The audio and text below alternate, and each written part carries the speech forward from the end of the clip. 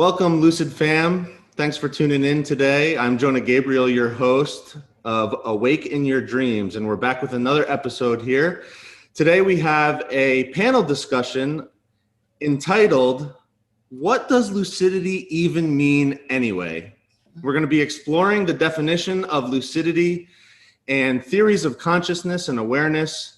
We have three awesome panelists, and I'm going to introduce them just in a second. But first, I want to remind you to smash up the like button, subscribe to our channel, turn your notifications on so you can get notifications when we drop new videos. We've got lots more in the pipeline coming at you.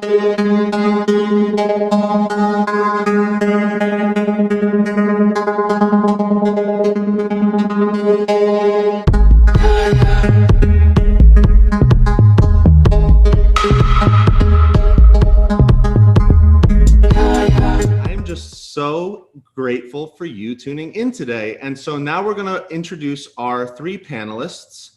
Today we have Dr. Barbara Bain with us. She is a depth psychologist and an Indigenous dream worker.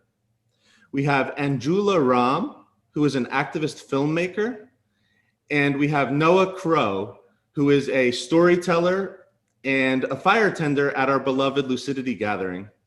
And again, I'm Jonah Gabriel, and I am a co-founder of Lucidity Festival and the Lucidity Festival marketing director.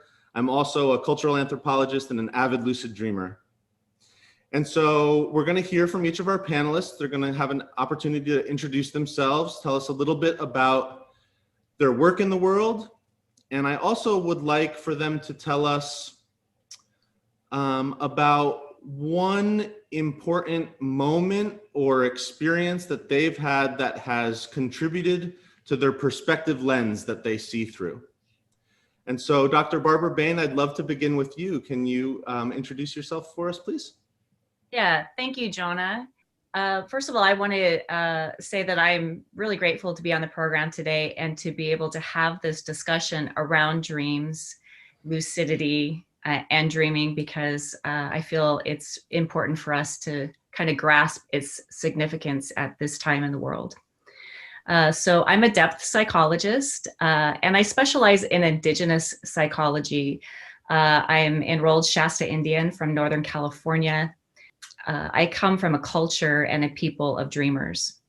So that really influences my work in the world. I work with community groups, doing community dream matrices, and I have an individual consulting practice where I work with people on just a very deeply personal basis, working with their dreams, discovering their gifts and talents, and working through all the life issues that we encounter. I have a master's in cultural resource management, so I really look at those things within cultures that are significant to people, and of course, dreaming is a part of many world cultures. And so I really work from the inside of culture out. Thank you. And what is an experience or something that's happened to you that you feel has really contributed to shaping your perspective lens of how you see the world? Well, I mean, I think dream is really at the forefront of that for me. It is my work in the world. And one of the most significant experiences that I've had around dream was really in a therapeutic context, where for many years, doing talk therapy for 15 years, maybe more. And then I had my first dream group. And I really went into it, understanding that in Native culture, dreaming is very important, but then not really understanding at that time the effectiveness and the significance of dreams and dreaming to the sense of myself in the world and it within all worlds. And what I found was that in a 6-week session of being in a women's dream group, that I could get to everything that I had been trying to get to in the last 6 years, I could get to in 6 weeks doing dream work. And so from then on, I was sold and just kind of, moving forward with it. And I've never looked back. Awesome. Well, thank you so much for being here. I share your delight in dreaming and your insistence that it is an important practice for us, especially in this time that we find ourselves in the world. Next, I'd like to hear from Anjula. Anjula, please introduce yourself. Hi, thank you for having me firstly, of course. So I'm a journalist, filmmaker, and I do intuitive counseling one-on-one with people as well. My current project right now is looking at women's empowerment and what it means to be a beautiful woman in today's world. My connection with Lucidity was that my first short film was going to screen and we were going to do a workshop at the Lucidity Festival before it got cancelled because of the COVID pandemic. So that project was really about integrating the spiritual and physical and being present to what is and so on. And so I would say that that aspect of me is, I guess, is what's going to come forth a little bit more in this discussion. And do you have an experience that you can share with us that has contributed to your perspective lens? You know, to be honest with you, when you asked the question, I was like, oh crap, because something I really discovered is I just really can never pinpoint one experience or one incident. For me, it feels very much like life is just like this present one moment with just so many experiences moving through us. And I used to be like, oh, this book or this moment or this event. But what I've discovered is it's all evolving and adds onto the other. And so I really can't pinpoint a singular thing because I think it's more of a a combination and a growing of all of the things integrated together. Cool, thank you. And I do want to mention that we have postponed the Lucidity Festival that you have been invited to April 2022. And so we do hope that you will still be able to make it out next year when we are all able to gather again at Live Oak Campground. I think that our audience will really appreciate your video.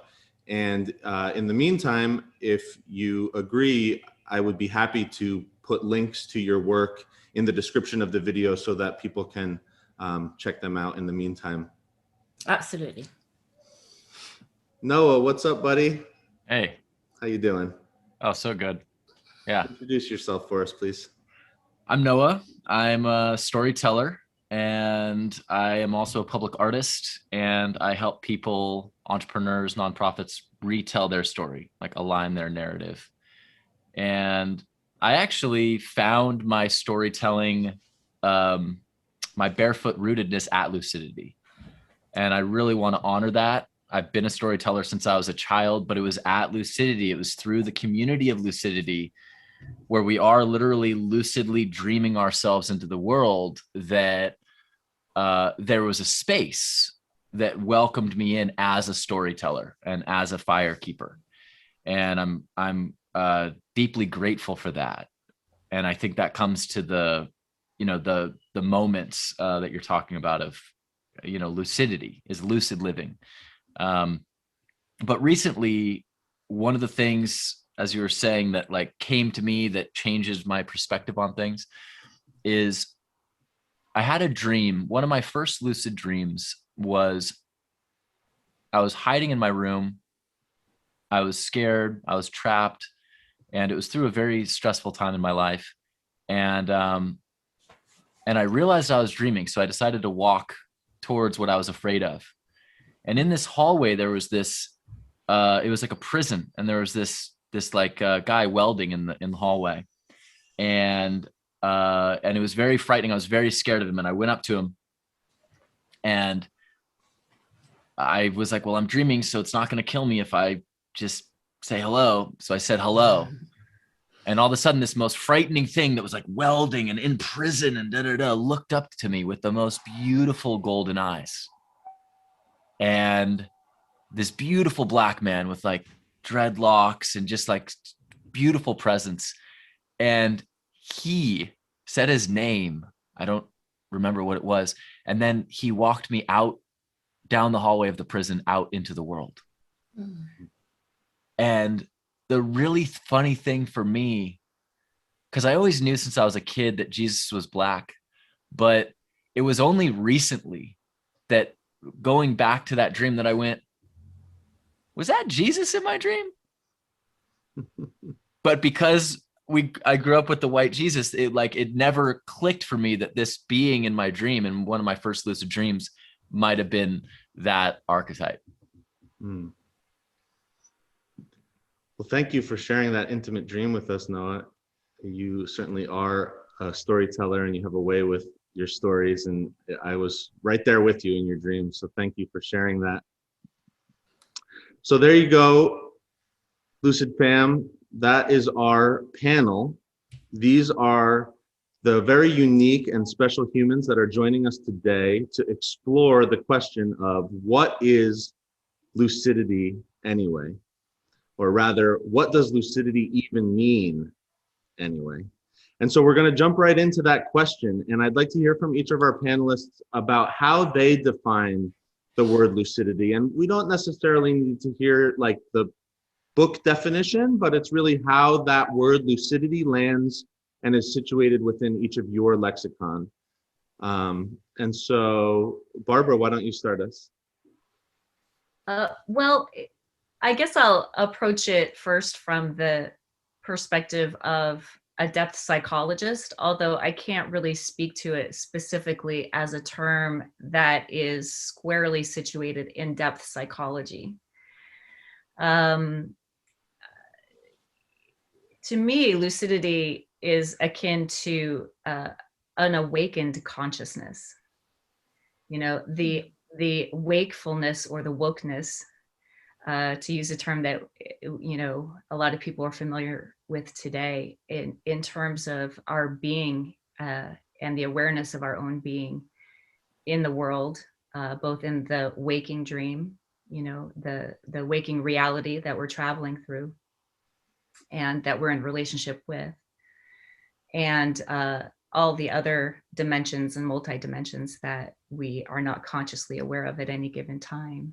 But to me, it's sort of a sublime awokenness, you know, to our own reality and to the possibility of other realities. And I think dreaming is very much a part of that, and dreams themselves as being, you know, visitations from, at least in terms of Indigenous psychology, the world of the sacred. And so to me, you know, a lucidity implies that we are in relationship with not only ourselves and our own self-perception, but all of those things that are beyond ourselves and that are more than human and other than human. Beautiful, thank you. Mm-hmm. Anjula? So I feel the word lucidity, and this is not like a word I've explored in the past, so it's just my intuitive hit on it, to me feels very much about the transient nature of life. So when I think of the word lucidity, what it for me means is not necessarily in the sense of dream or other states of consciousness or so on, is being present to this shared reality that we're in with an awareness that is ever changing. So what looks to be the most static permanent thing is actually never static and permanent. So to me, it doesn't really go so much into the exploration of dream states and other beings, other dimensions. It's really about having the awareness of the transient nature of this shared reality and how to move through that. Excellent, thank you. And Noah? To me, lucidity is choice. It's what it's always meant. It's that immediacy of being present in a moment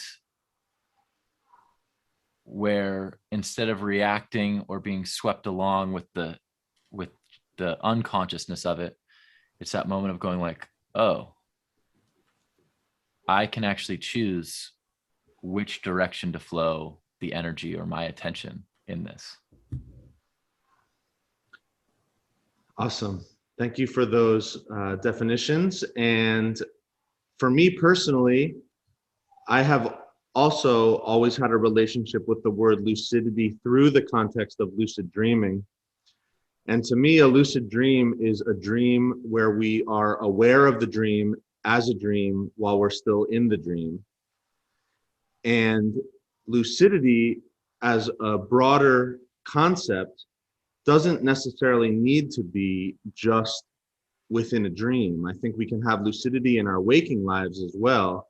And in our waking lives, I believe lucidity to be an awareness of the dreamlike nature of our waking lives while we're within the awareness of our waking lives. And so that's for me personally. But now I said, everybody share your definition, not a book definition. I do have a book definition. And so Merriam-Webster defines lucidity as clearness of thought or style, is the first definition. And then the second definition is a presumed capacity to perceive the truth directly and instantaneously. Clairvoyance. And I also do want to look at the etymology of lucidity. I pulled from the online etymology dictionary that lucidity goes back to the 1650s.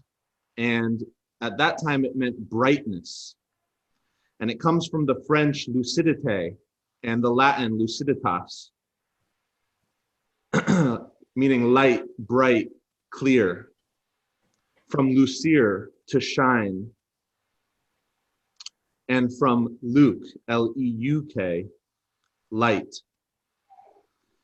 And by 1851, it was really used in the context of intellectual clarity and transparency of expression. And so that's where lucidity comes to us through the language, through the history of language, from a few different places, really meaning light, brightness, clarity. And so we now in a modern era, I feel like we've brought that. So 1650s, it means light, bright, clear. By the 1800s, that was being applied to intellectual thought and clarity of expression. And now into the modern era, we're using it in the domain of consciousness and awareness, which I feel like is even deeper and sort of more behind us as human beings than thought. And so my next question is, with this in mind, of lucidity being now about awareness and consciousness, transparency of expression, presence, I'd like to hear from each of you about your relationship with theories of awareness or theories of consciousness, and who has influenced your thinking in this domain. And let's do reverse order this time. We'll start with Noah. Wow. Everyone has influenced me in this domain. I feel like, being born into this world where there's so many different consciousnesses and awarenesses. And there's some great thinkers that I'll mention, but I think that the first two that come to mind as far as who's influenced my consciousness the most, and it's because they have to do with these conversations about God and everything, is when I was a kid, like I thought I had to know the answer to everything. And I remember driving down to the hot springs in Ojai with my friends, Brandy and Nick. And Nick and I were in this super intense conversation about God and what's God and all this stuff, this very heady conversation. And then he asked Brandy what she thought God was. And she said, I don't know. And it like, boom, like my whole mind just went douche. Like, I'm allowed to not know? Like, total, what, just like amazing. Like, so that was one of like, wow, okay, that's wisdom right there. And then a second person, in college, my friend and I were having this intense conversation about Heidegger and Nietzsche and, you know, the Superman and what's Nietzsche's philosophy and da da da da da, right? And so, you know, Nietzsche could have been like the big influence, but we asked my girlfriend, Amber, and she said, well, I don't know. Was he happy? And it was like, boom, like all of a sudden I had this completely new framework, you know, like instead of looking at these philosophies, you know, on these intellectual merits, it was like, well, is it a livable philosophy? Like, was he happy? You know, and to question with all these philosophies, these structures of thoughts, who's the being that's communicating these?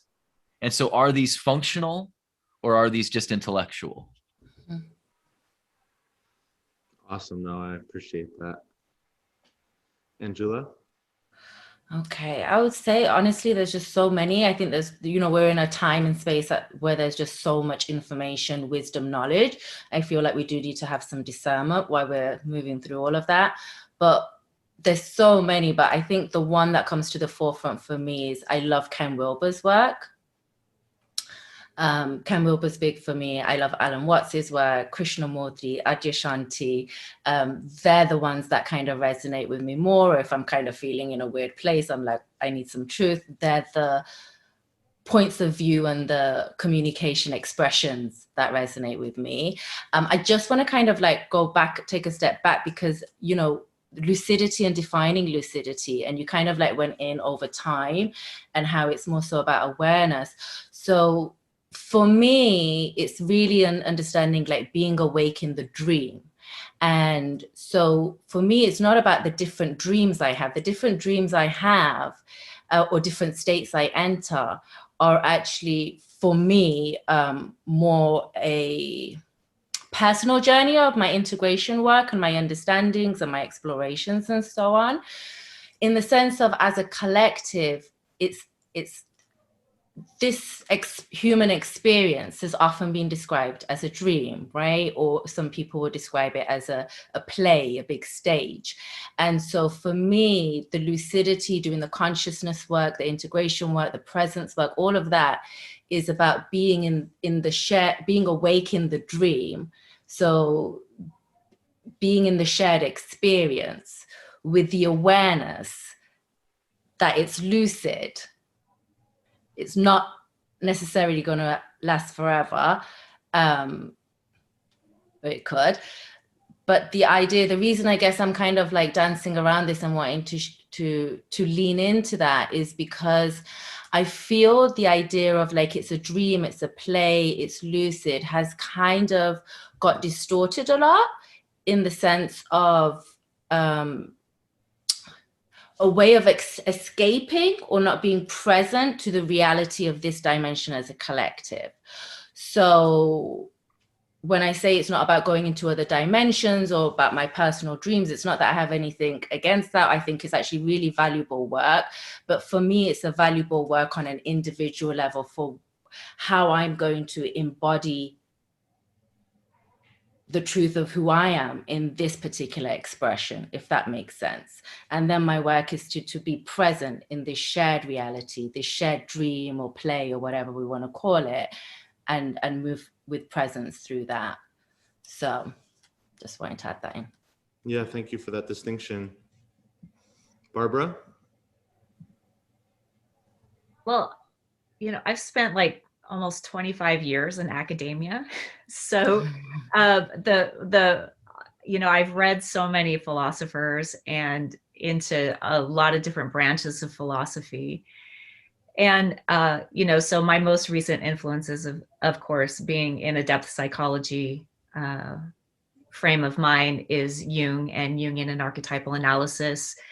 And really, the institution that I went to for my PhD, which is Pacifica Graduate Institute, has been immersed in Jungian theory and philosophy. But I think most recently, James Hillman, you know, who's really been the late, great, you know, Jungian, who's really emerged from within depth psychology, and where depth psychology diverged from Freudian psychology long ago. And so along those lines, really looking at too, where Jungian psychology, not so much Hillmanian psychology, but where Jung branched into indigenous ways of being, indigenous thought, the whole idea of the mandala that he's used so much in his work. And so really what that takes me to is, where were some of his primary and his theories emerged from, and, what were the turning points and the changing points for him in his work. And really, he was heavily influenced by his visit to the US and to, tribal people here. The cosmology of Native people here in North America was really a reality turning point for him, where he saw within Native cosmologies, and they all differ. There are literally thousands and thousands of Native cosmologies out there. There's not one way to perceive God. There's not one way to perceive reality. But the turning point was really, where he saw that there was a direct relationship with creation, and that there was no middle person necessary in order to have that relationship, or in order to have one's personal turning points or epiphanies. It was really a matter of, taking responsibility for the realities that one is experiencing, and really, moving with that in a way that influences the personal experience here in this particular state of being. So, I look at that, and then all of everything that's emerged in terms of indigenous psychology. And so really the people that I focus on now in terms of my understanding, are the work of Vine Deloria and Vine Deloria Jr. He wrote a really great book called The World We Used to Live In. And I'll plug that. So anyone that's interested in really looking at, Native relationship, the indigenous relationship with dreams and dreaming, can really go back to some early work where we look at accounts of really people who are shaman and who are awake and lucid in the dreaming state, and are really able to use that dream state as a way to access other, healing modalities and other dimensions, things that are non-human, that can come back and influence and affect the human lived reality. Thank you. I'm really grateful to have your perspective in this group today, to be representing the Indigenous perspective. And my next question is about that. But I want to first answer this other question. For myself personally, I would say that my first influences around consciousness were my parents, who were talking to me about dreams at a very young age. My dad was reading the Carlos Castaneda books and teaching me about lucid dreaming at like 7, 8 years old. And then as I got older and I started delving deeper into theories of consciousness, I was really taken by Eckhart Tolle and The Power of Now, and his other book, New Earth. And that opened up a whole world for me, where I began exploring Alan Watts, also Ken Wilber. Really appreciate Ken Wilber, Aldous Huxley, Gangaji. And the thing that I appreciated about these perspectives, coming from a place of, it's held different names, I think. Some people might refer to some of it as transpersonal psychology. I know that Ken Wilber likes the nomenclature of the perennial philosophy. And I think what he's talking about when he's talking about the perennial philosophy is sort of, what are we all saying the same? And what are all different traditions? He's looking at the common threads that weave through different philosophical traditions, and he's a grand synthesizer. And he's ever trying to create a framework for understanding reality that includes everyone's voices. And, whether or not we can come up with one grand theory of reality, I don't know. I really hear your wisdom, Barbara, when you say that there are many ways of seeing the world that are valid. And So, my next question brings this through, and especially within the context of transformational festival culture in California, especially, there's I think a lot of philosophical bent on oneness, and this I think is founded in some philosophies of non-dualism. Non-dualism, of course, meaning not two. One ultimate reality is one manifestation that we are all a part of, and I know that when we speak to our Indigenous brothers and sisters, that we hear the feedback that oneness kind of rubs them the wrong way, because it's in some cases not exactly their experience, especially with histories of marginalization and oppression and colonization. But additionally, that it can be almost harmful because it can be a form of spiritual bypassing where we don't want to look at uncomfortable or difficult realities of separation that are real in our lived experiences. And so my curiosity is, how do we reconcile these two, I would say, two valid ways of understanding reality and looking at the world, that seem to be at odds? And we have had this conversation within Lucidity circles for many years now. And so I'm bringing it up here for us to grapple with a little bit. And Barbara, I'd love to hear from you first. Yeah. I have a deep regard and respect for each perspective. And, for multiple perspectives, even those that we haven't yet entertained. And so what I really think that we're in dialogue with here is, how to discern who we are in relationship with one another and who we are in relationship with human law and spiritual law. And I think those two things can be very different. And so when we're grappling with the idea of marginalization, colonization, decolonization, all things that I have, I practice, I help people understand, what does that even mean? And I've been on some of these panels at Lucidity where we're trying to kind of pull these things apart. And, I just think it's important to remember that truth is very much situated in each person's experience of themselves and the life that they've lived here. And that how we're in relationship with the other, if we want to look at it that way. And I know that that is a very dualistic versus a non-dualistic perspective, but in terms of philosophy and the philosophers that I've studied, there is an acknowledgement and a recognition that I am separate in perception to a certain extent, that I have an objective reality of my own. And within that objective reality, I have certain truths of my own that may be different from the truth of the other or from the perspectives of the others. And so I think that that's important, first of all, to carry with us in all of these conversations.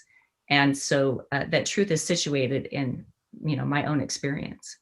And so as an Indigenous person, I'm going to have a different take on where marginalization, occurs. And so while I can acknowledge that I am in relationship with all things, and that, that is a piece of my reality that will be unchanging. And that when I'm beyond this body and beyond this place, that I'll have a different perspective because I will be in a different place with that. But for now, for me, it's important to discern the difference of what is my place in the human story? What is my root? you know, and how has that been formed, and how does that inform any given opinion that I have at any time? And within that, you know, how am I being in a respectful relationship with all being and all things? And in terms of colonization and decolonization, and where that meets with dualism or non-dualism, you know, I would say that we all need to understand what our story is so that we can have an informed perspective around that. And that is to know who our ancestors are, to know where the bones of our ancestors are in the ground, to have some understanding of that story so that we can have some understanding of where we are in reality with the other people that we, you know, occupy this human and non-human space with. Thank you. Very rich answer. I appreciate that. Anjula? Wow. Okay. So I think what Barbara was leading into is really important as well. Like for me, I don't actually see or feel a split. You know, I don't actually even understand a sentence that holds dualism and non-duality together, because it is a contradiction within itself. But I feel it's really about lived experience and one's lived experience. So going back to the philosophy of this, like I don't want to get in, because we can learn so much and have these beliefs and ideas about what reality is. So I actually think, and this is a Ken Wilber thing, everyone's truth is true, right? And there's some more evolved understandings that might be truer than the other truths to the collective kind of like reality. So another one actually that from when I studied Ken's work, Shiri Aurobindo and the Mother is some work I came across. And the reason I bring that up is that it really anchored my understanding of the oneness and the many, and how it actually is kind of all present in any given moment. So there's not a space of going into oneness and then going into our individuated selves or a separated self and so on. So for me, that's what allows me to be able to hold it all, if that makes sense. So in the work of the Mother, it's broken down that there's the transpersonal, the universal, and the individual. So, you know, when I was leaning into, and I think this is kind of like what maybe the Indigenous people don't necessarily like resonate with so much about the oneness, we're all one and so on. It's really talking on the transpersonal level. And that's just one aspect of reality, right? So if I'm able to be present and hold the transpersonal, like there's only just one here, right? Yet also honor that we're individual expressions of that oneness, and simultaneously honor that there's a universal connection amongst us all. So I feel that this kind of aversion almost to kind of the oneness is because of the lived experience of being oppressed and being violated while we've been in this form, in this time-space dimension. So that matters, absolutely. And it's simultaneously, it all matters, meaning the truth of like, I come from a working class British neighborhood. I'm African and Indian, right? So there's a lot of like, there's a lot of stuff as an individuated being that I can lean into, that I feel passionate about, that you know, this is where the social justice and so on really kind of ties in.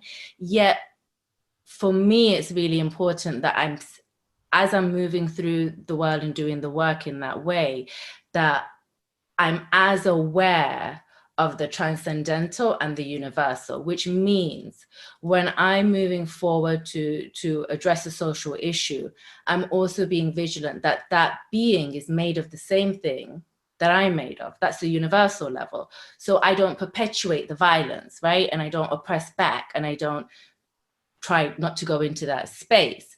Also honoring my individual experience. How am I feeling right now? What's coming up for me right now? And the universal nature of it, which and the transcendental nature, that is all temporary and it's all shifting and it's all moving. It's like another scene in the play, right? So I feel that according to our lived experience, we understand things through that perspective.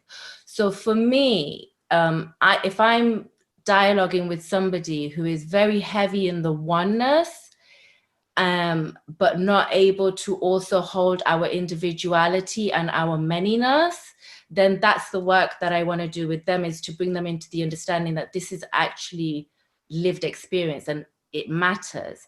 If somebody's heavily into the individuality aspect of it, then it's about, you know, cultivating the transcendental, the oneness. So to me, it all becomes about wholeness and being present with every single level and moving through this experience in that way. That's it. Yeah, thank you so much for bringing that up. And Lucidity has integrated a version of what you're talking about when you're talking about the different scales of analysis of the individual to the transpersonal to the universal. We have a 4-scale version that looks at the me, the we, the all of us, and then the all that is. And another way to say that would be the egocentric, the ethnocentric, the world-centric, and then universal consciousness. And our storyline is actually mapped over that trajectory. Our first 3 years of Lucidity were all about individuality and the personal transformation. And then our year 4, 5, and 6 were all about the collective journey. Year 7, 8, 9 about world wholeness, and then years 10, 11, 12 are going to be about universal consciousness, and then there's stories that map over all of that. So it's just sort of like an underlying structure that informs how we tell our stories. So I really appreciate you bringing that in. And Noah, let's hear from you. You've spent some time around the fire at Lucidity with our Council for Peace, Indigenous wisdom holders. And so I wonder if there's anything from that experience that you can bring into this conversation.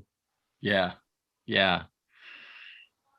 It makes me think of sitting at the fire with Jose and Andrew, and, you know, all these holders of stories. And when they're sitting by the fire and everything's dark and can't really see each other's faces too well, and they start telling these stories from like another world, and it almost feels like the earth falls out below you, and there's like this deep well of other like myths and beings and like just strands, roots going really deep. And all of a sudden it feels like the stars that we're under are, you could be at any point. It could be 10,000 years ago. It could be 10,000 years in the future. We could be sitting in that fire listening to those stories from the elders, and maybe it's 250 years from now, and we're telling the story of how we got there, right? The where we're going. I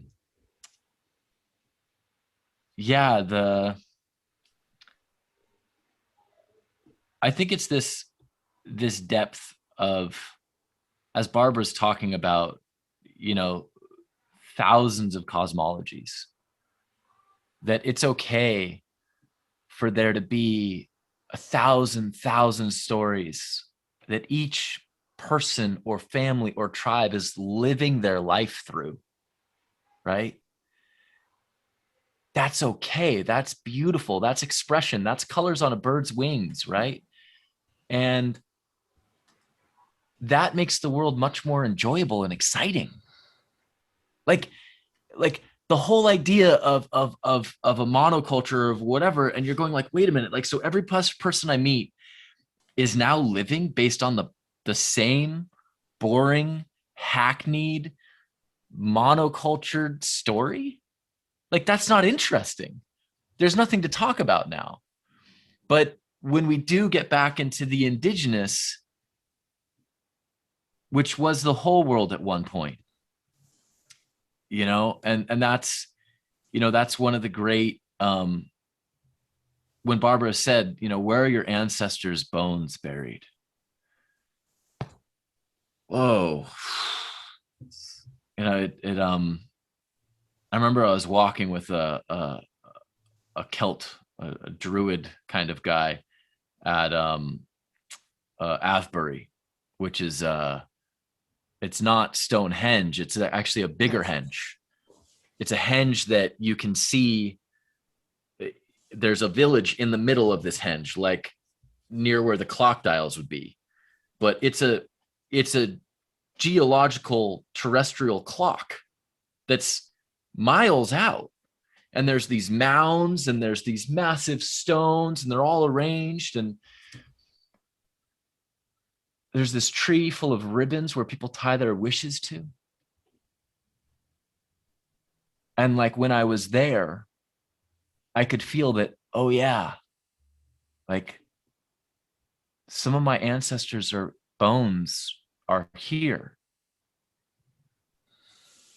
And so to track that, to be aware of that, where we've come from, and not to believe this story that we've been told, right, about this limited nature of reality, or that there's this one group of people that are indigenous and everybody else isn't. But that's the lie that's keeping us from reintegrating our indigeneity, is that we were all earth aligned, mother honoring human tribes, interacting and listening to nature and fascinated by the stories that nature was telling us, and creating our own worlds with them. And that is at the heart. I mean, I think that's the Jungian heart of things, is coming back to that depth of our true whole lineage.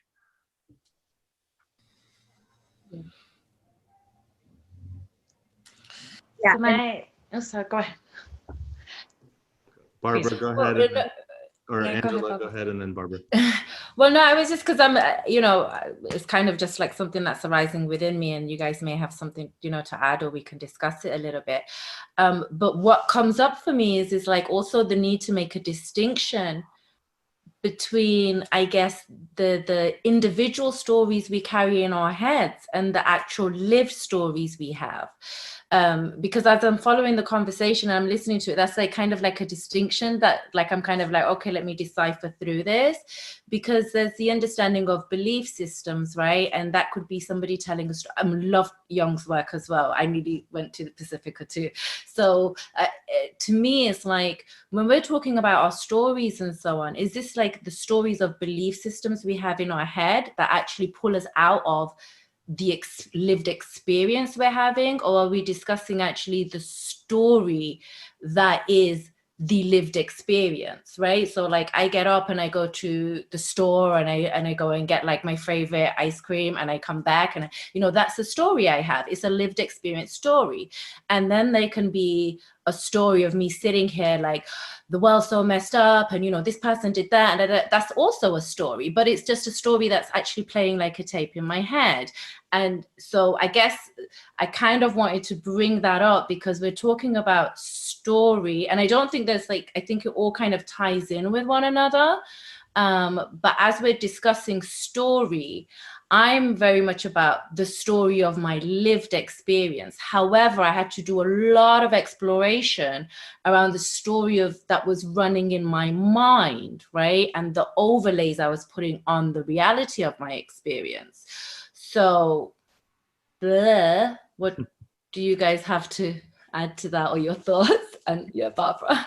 Yeah, we're going to go to Barbara, and then we're going to move in that direction next with my next question of our lived experiences and praxis and practice. But Barbara, it sounds like you have a reflection to share. Yeah. So I, you know, the story is so important to culture. and to any culture, whether we consider ourselves to be indigenous or not indigenous. And I do want to bring up the point that the term indigenous itself is a fairly new term. And we like to think that it's like science has been around forever. It hasn't been around forever, and that language, as it's situated in humanity, is for always changing. And so the term indigenous has really only been around and used actively since the late 1960s to 1970s. The term tribe is not an indigenous word. It's a Roman word, and it refers to a Roman legion, a military legion. So, as indigenous people, and as a woman who identifies as being indigenous, California, what I'm saying is, and I am in agreement with all of you here that, we have to claim ownership for what our personal story is, what our ancestral story is, and what the stories of the world, and how all stories influence us that come into our perception and our awareness. But, for us as indigenous people to understand our own history and to how we're using terms and terminology, and the term indigenous is really used more as a political term overall now, rather than as, and then it kind of filters down to personal identification. And then we have to understand what that means to us at a personal, for me, it means that I'm a person that was born, north of Mount Shasta in my tribe's and Aboriginal territory. And it aligns me with thousands of years of ancestry in Northern California that goes to Hawaii, that goes to the Maori, that, and that I'm also Scots-Irish, because I'm a product of the conqueror and the conquered, conquered. I mean, we would disagree that we're conquered at this point because we're still here, right? We're still living our story right now. So, I want to check that because, that is a piece of personal responsibility that we have to know who we are so that we understand the platform, the psychological and ancestral platform that we're speaking to. And then we're not grasping for culture. We're not actually grasping for oneness because it makes us feel better about who we are in the world. And I think that when we say, well, we use, those, terminologies that have caused so much conflict in our world, like, well, all lives matter. Yes, all lives matter. But what we're talking about here is discerning the difference of where some lives haven't mattered as much as others. And we need to get real about that, and we need to make our personal claim as to which side of the issue that we stand on that. Because we can't just use it as a blanket comment that then we get to go on with our day. And so, I want to answer that piece of your question directly, Jonah, and bring that to the forefront, because that's our work right now.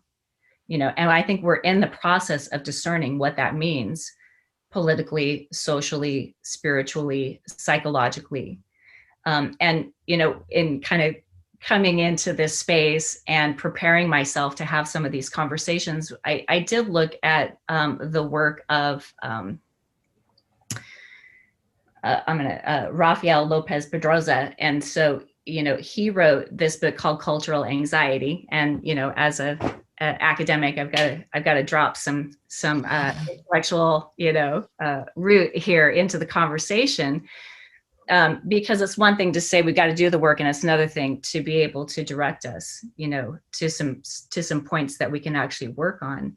And really what we're talking about here is the difference between monotheism and polytheism, right? And so that is, have we emerged into monotheism, and from a place of polytheism where, in the polytheistic world, there are many gods, there are many perspectives, it's complex reality. And then in monotheistic reality, it's this idea of oneness. And it is the struggle in our world today, and we are reconciling what that means to us. And so I think we really are bringing the past forward. We were carrying it in our blood and in our bones and in the stories that were both our lived realities and in everything that's kind of, creating us as we move, everything that we've heard and that we're composed of. And then there's, how are we going to move forward at this point in time in this history to really take responsibility for everything that's culminated up to this point, so that we can create a different kind of reality that truly does honor distinctive differences between people and cultures, and that includes everyone in a world that we can all live in, with a relationship ultimately with the earth, because we are relational beings. And so we really have to look at what is the quality of our relationship with the human beings and the non-human world, all of this, the inspirited world that still exists around us. I just want to quickly add again, like Barbara, what you're bringing up is really beautiful, and it really resonates with me also. And what I just kind of was rising with was, again, kind of the lived experience aspect of it, right? So this, what I felt when you were starting to bring up, like, well, we're the many gods and the one God, to me, it's like one, right? Holding it all together.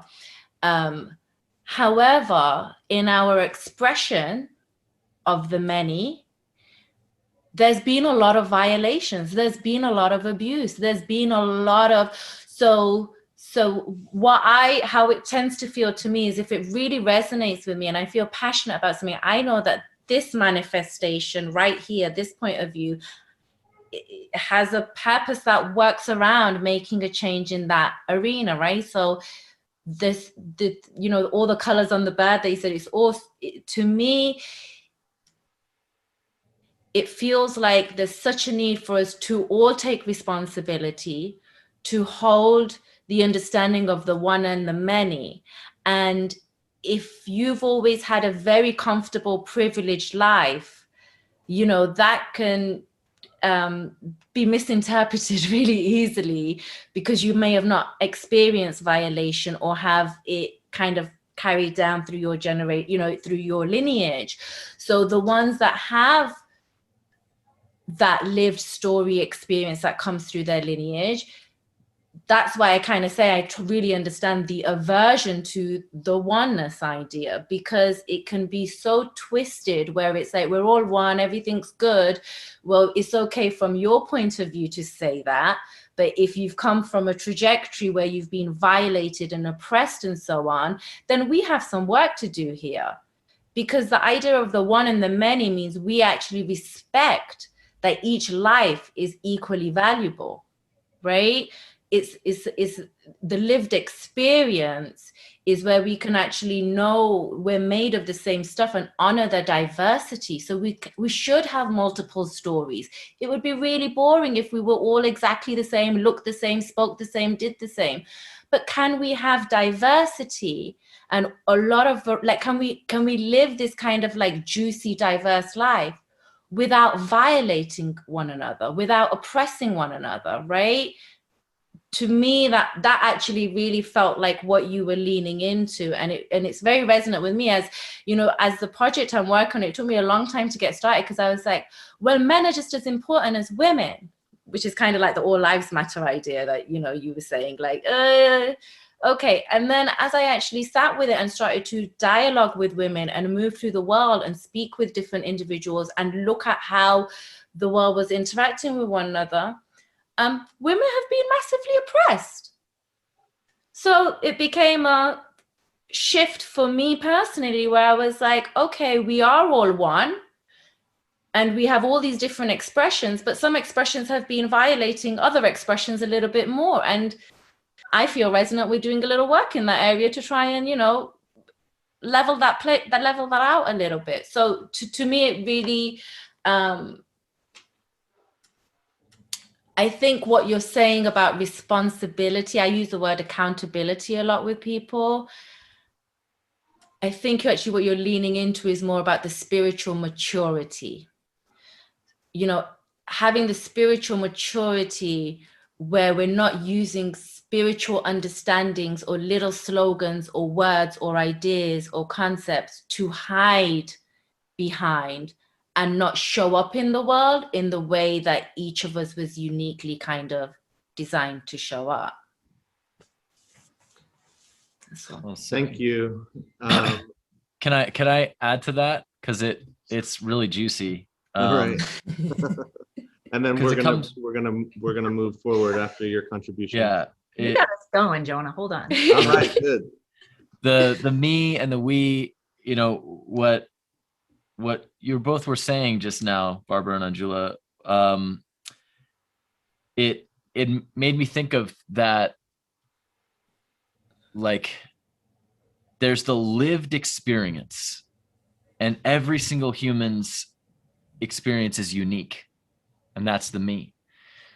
And then there's this proclivity in our world where women and non-white people have a much different experience by average, not by specific, right? Because that's the challenge, right? Is that when we do this thing where we say, well, this group and that group, we're denying that there's specifics. Every single experience is unique and different. And that what I hear coming out is that there's this, we're learning in the spiritual maturity that you mentioned, how to be able to delve into our deep personal unique experience and have an authoritative honoring of our I, our me, right? While also being spiritually aware and historically aware that everyone that's outside that me needs to be tended with care for their own unique experience. And so there's that mutual honoring of going, you have a unique experience that I can't even fathom, and I don't know the consequences of. And I want to be present with you for that. And hopefully also you can be present with me that I'm having a unique experience that also doesn't fall into those tropes, so that we can find that safety in individual experience again, because there are so many people that safety was never had by virtue of their birth. Thank you, all of you. I just want to say that I couldn't have asked for a more rich discussion and response around this question. It really covered the terrain that I was hoping that we would cover. And we've been talking a lot about philosophies and stories, beliefs, ancestry. And it's bringing us to this place of now and responsibility. And I feel like the discussion is moving into a place where we're talking about our lived experience. And so to remind us that we're talking about, what does lucidity even mean anyway? And as now we move into our lived experience every day, I want to talk about cultivating lucidity through practice. And what are our everyday practices that contribute to our lucidity, our awareness, our presence? And how do those support our cultivation of that sense and essence of isness? And I'll let it go popcorn, whoever wants to answer that one first. I'll answer it first. I was really taken by this idea, and I do believe it was either Eckhart Tolle or Ken Wilber, who talked about stepping back and stepping back into the witness position. And I remember when I first read that, and then I put the book down and I was like, well, what does that even mean, stepping back? And I thought about stepping almost behind myself so that my perspective and my awareness was able to see through me And so the nexus point of me wasn't my thoughts, and the nexus point of me wasn't my body, and the nexus point of me wasn't my emotional self. It was somewhere here, looking through those things, and then through those things as a filter to the rest of reality around me. And in that moment of stepping back and seeing through all of my individual filters and looking at the world around me, I was in an airport and I was watching children play on the ground. I just got super present, and everything took on a sort of a vibrant hyper reality. And it was a very influential moment for me. And so I remember saying to myself, well, if I can step back into that place of the witness and see from that place of the witness 100 times a day, 1,000 times a day, then that is a really valuable practice of cultivating lucidity in my life. And it's a practice that I continue to do very subtly throughout my day when I'm driving or walking or in conversation, or even here sitting at this desk talking to all of you. I've done it at least 10 times. And I feel there's an energy that rises up from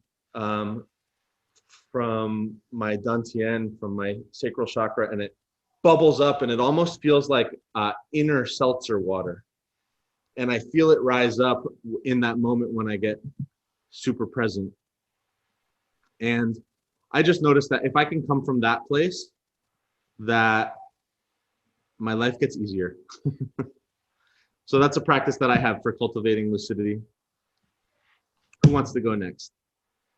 I'm going to go next just because I'm going to jump off of kind of what you shared. Because first I was like, oh, I can't think of a practice. And I was like, duh, you do what Jonah's talking about right now.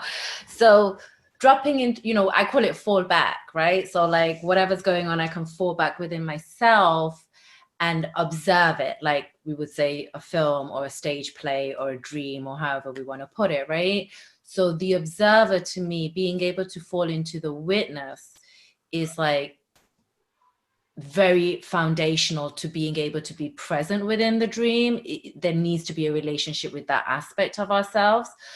But the reason I wanted to go after you and add to it is because my practice actually has become more of a game within myself, where what I discovered is, and just through dialoguing with people, you know, on this kind of a path, was that falling back and just being the observer,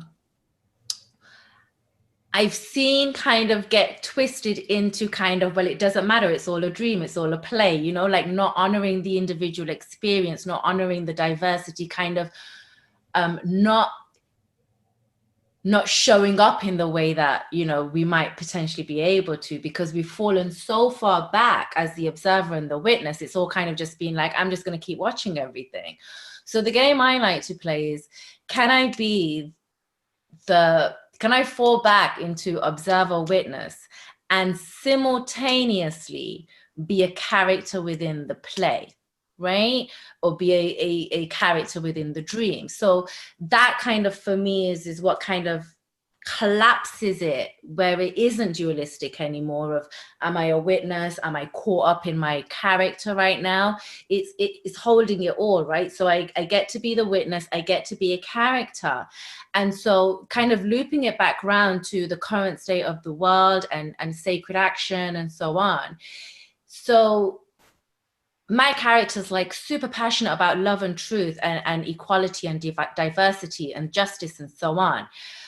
But I like to keep a little bit of that witness awareness, where it's like the goodies and baddies are all made of the same stuff, right? So I don't need to kind of lose my peace over this while I'm actually moving. And I could be cussing somebody out. I do that sometimes. I could be talking really nicely, trying to help somebody understand. I could be at the front of a march, you know, it doesn't matter. But it's knowing that I am my character.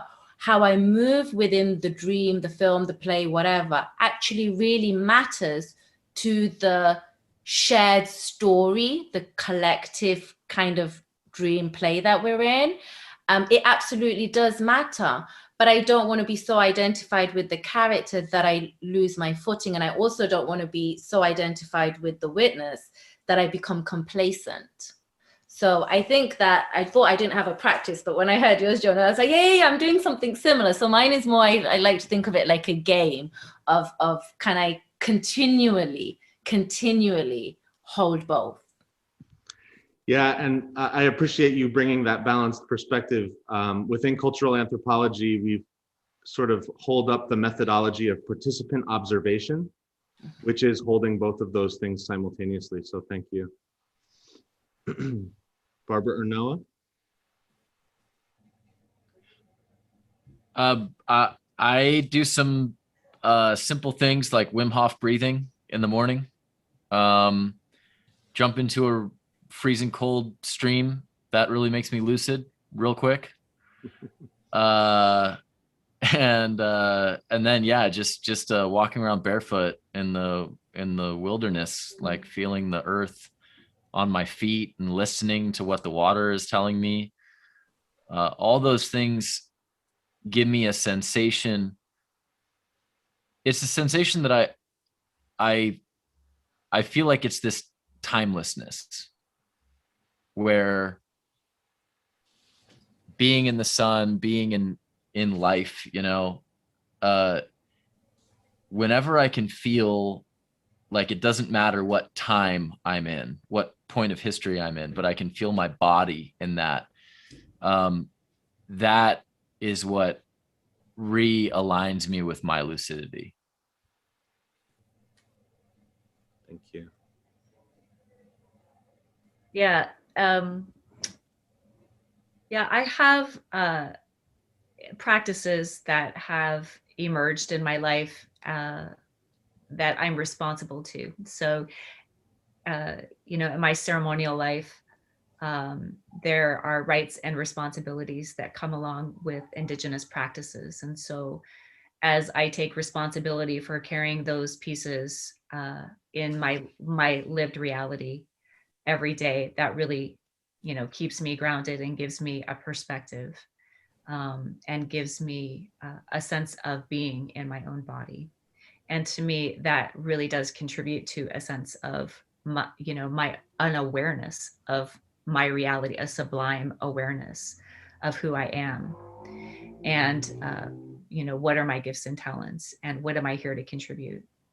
And, a big part of my practice is dreaming and dream work and keeping a dream journal. And I know that seems, kind of like just a popular practice, but it's actually got a lot of power, because when we understand what's going on in the inner world and in the spiritual world and how we're in relationship with that, I think, at least for me, I have a deeper understanding of how I'm actually living my reality and the quality of my experience of that. So, by tracking my dreams and by understanding, what are my recurring dreams, what's happening when I have a nightmare, and what is happening in my waking reality, and how is that in relationship with my dreaming reality. And as I reconcile those two realities in my dream work, both of them become more lucid. So my waking life becomes clearer and more lucid, and my dreaming life becomes more clear and more lucid. Yeah, thank you, Barbara, for bringing dreaming in as a practice for cultivating lucidity. I just want to give testimonial to Barbara as being an incredible dream tender who has learned from some of the best on the planet. And she's got a really powerful way about being with you and your dreams and your dream images, and helping you find what messages are there for yourself without sort of overlaying any of her own stories. Really amazing practitioner. So I just celebrate you for the work that you do. And I also want to plug an earlier episode of Awaken Your Dreams, episode 2. I provided a sort of 4-step guide for how to lucid dream. So when we're talking about dreaming as a practice, Barbara's very much about dreaming with the dream images as they show up within consciousness and learning about what messages those have from our subconscious and from the universal consciousness grid. And I love and appreciate that work. And I additionally do some lucid dreaming work, which is waking up to the dream as a dream within the dream. And for people who are interested in that as a practice of cultivating lucidity, check out that episode 2, 4 steps to how to have a lucid dream. I feel like lucid dreaming is certainly a practice of cultivating lucidity in our dreams. And then there is overlap, or there are lessons to be brought back into our waking life that can be learned from lucid dreaming. And I had one last question, but we've gone way over our time. And I think that ending with practices is a perfectly acceptable place to close for today. And the conversation has been so juicy and wonderful. I do want to open it up for any final parting words that any of you have, and then we'll say goodbye. Again, popcorn. Who wants to go first? I just want to thank you. Okay, go ahead. Noah, go first. I just want to thank you, Barbara and Anjula, for opening up my awareness of other experiences, and I feel like this conversation is so opportune at the moment, because in a way we've all come out of a little cocoon phase, a strange dream. And I think it shook everyone up on levels that we still don't know. And these kind of glitches in the dream matrix, like in the Matrix when he goes, oh, that's a cat, and whatever, deja vu. These glitches in the Matrix are what allow us, like when we're in a dream and we look at our hand and our fingers are branching out and we go, oh, wait, maybe this isn't real. Maybe this is a dream. These glitches give us the opportunity to, realize that this world that we're living in is a collective dream, and that with these practices and everything else, we can refashion that dream. Barbara, did you want to go next? Yeah, I just really appreciate the conversation, and I think it's all very timely.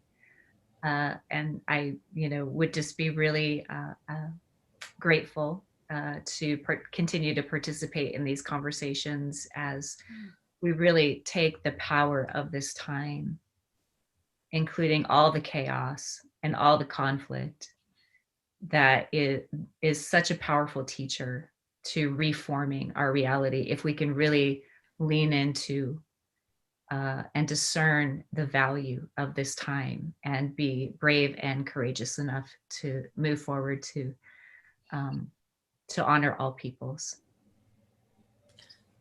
Thank you. Of course, I want to say thank you for having me. I really enjoyed having the dialogue with you guys. What the word that just keeps on coming to the forefront of my psyche is trust. And I feel like it's really important, especially during these times, but I'm sure every being in any time would say during these times, right? So just the idea of trust. And for me, it's about trusting in the transcendental nature and the oneness of everything. It's also trusting in the universality, in the sense of every being is our brother or sister, and trusting what we are called to do individually and how we're called to show up. I feel like everybody has such an amazing little role to play in kind of like shifting the nightmarish dream into a happier dream. And from my experience and what I've been exposed to on my journey so far, I'm actually really growing in compassion and understanding that people feel it. They kind of feel their own calling. But it really like, it saddens me often when they won't trust it in order to kind of like show up, right? Show up for one another, show up for themselves, show up for the collective. So whether we feel called to show up for just ourselves in any given moment, within a family unit, within a community, on the global level, I just feel it's really, really important that we practice trust through whatever kind of point of view we've developed, whatever our belief systems is, however we want to go about it, whatever our philosophical dispositions are. It's all good, but we have to trust that every other being also has access to the same source that we do, and their expression is as valid as ours. Unless you start violating, then I might feel a little different about it. But you know, all the expressions are valid, and it's really about honoring our oneness and our manyness. Well, thank you so much. Thank you all panelists for showing up. I really value and appreciate your perspectives, your wisdom, your stories, where you've come from, and where we're all going.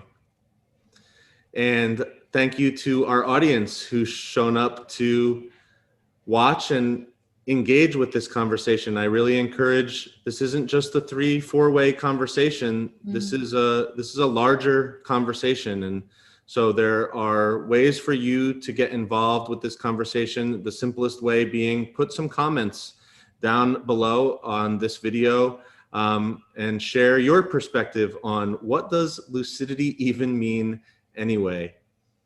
This has been Jonah Gabriel on another episode of Awaken Your Dreams. Thank you everybody for showing up. I love you. You're beautiful. Until next time. Thank you.